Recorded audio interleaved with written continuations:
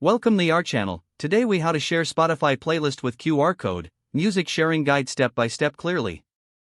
Open the Spotify app on your device. Navigate to the playlist you want to share. Tap on the three dots icon located at the top of the playlist screen. Select the share option from the menu that appears. In the share menu, look for the Create QR code option. Once you tap Create QR code, a unique QR code for your playlist will be generated. You can either save the QR code to your device or share it directly via other apps. To save the QR code, tap on the share icon and select Save Image. Now, to share your QR code, you can print it out or share it digitally.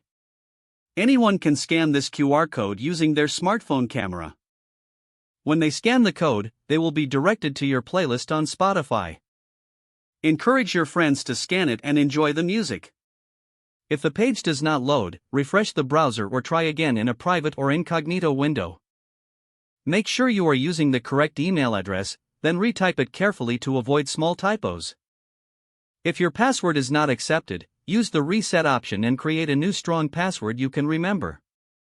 Check your spam folder for verification or security emails, then complete any requested confirmation steps.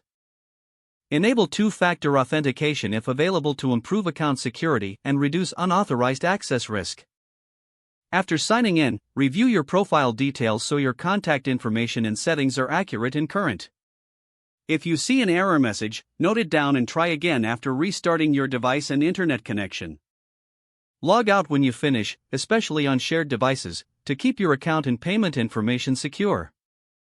If the page does not load, refresh the browser or try again in a private or incognito window.